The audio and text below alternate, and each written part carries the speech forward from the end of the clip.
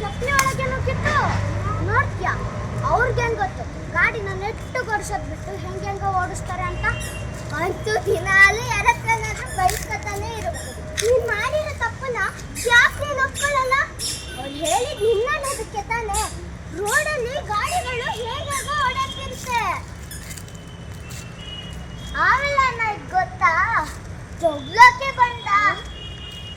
ಏನ್ ಸರ್ ನಿಮ್ಗೇನ್ ಗೊತ್ತು? ನೀವೇ ಸೈಡಲ್ಲಿ ಹೋಗಿ, ಅಲ್ಲೆಲ್ಲ ಕಸ ಬಿಸಾಕಿದ್ದಾರೆ ಅಂತ ಜೋರಾಗಿ ಬೈದ. ಆಮೇಲೆ ಅವರು ಒಜ್ಜೋಕೆ ಬಂದ್ರು. ಅವ್ರು ಹೊಡ್ತಿದ್ರೆ ನಾನು ಸುಮ್ಮನೆ ಇರ್ತಿದ್ನಾ?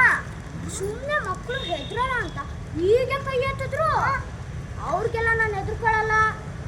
ಅವ್ರು ಯಾರು? ನಮ್ಮಪ್ಪನ ಇಲ್ಲ ಟೀಚರ? ದಾರಿಲಿ ಹೋಗೋರು.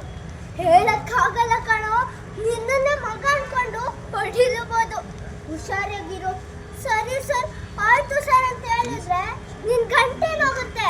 ಹಿಂಗೋ ಮೂಗಿನ ತುದಿನ ಕೋಪ ಚೂರು ಕಡಿಮೆ ಮಾಡ್ಕೊಂಡ್ರೆ ಆರೋಗ್ಯಕ್ಕೆ ಒಳ್ಳೇದು. ಸ್ವಲ್ಪ ನಂತರ ಕಂದಿ ಆಗಿರು. ಹಲೋ, ಇನ್ನೊಂದು ಸ್ವಲ್ಪ ಹತ್ರ ಬೈದ್ರೆ ಅಳೋ ಮುಖ ಮಾಡು. ನಾನು ಹುಡುಗಿನ ಬೈದ ತಕ್ಷಣ ಅಳೋ ಥರ ಮುಖ ಮಾಡಕ್ಕೆ ಏನು? ಹುಡುಗಿನ ಮಾತ್ರ ಅಳೋದಾ? ಹುಡುಗಿರಂದ್ರೆ ಅಳು ಮುಂಜಿನ. ಹೀಗೆಲ್ಲ ಮಾತಾಡಿದ್ರೆ ಸರಿ ಇರಲ್ಲ. ಈಗಲೇ ನೀನು ನನ್ನ ಚಾಲೆಂಜ್ ಹೇಳು. ನೀವು ಬೇಡ, ನಿಮ್ಮ ಚಾಲೆಂಜ್ ಬೇಡ. ಯಾಕೋ ನಾನು ಎದ್ದಿದ್ದು ಗಳಿಗೆನ ಚೆನ್ನಾಗಿಲ್ಲ ಅನ್ಸುತ್ತೆ.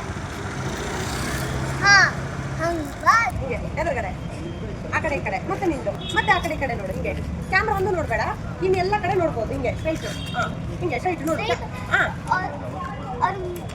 ಸರ್ ಮೂತಿ ಅಲ್ಲ ಸರ್, ಮುಖ. ಸರ್ ಮೂತಿ ನೋಡ್ಬೇಡ ನೀನು. ಸರ್ ಮುಖ ನೋಡ್ಬೇಡ, ಕ್ಯಾಮ್ರಾ ನೋಡ್ಬೇಡ. ಈ ಕಡೆ ಎಲ್ಲ ನೀನು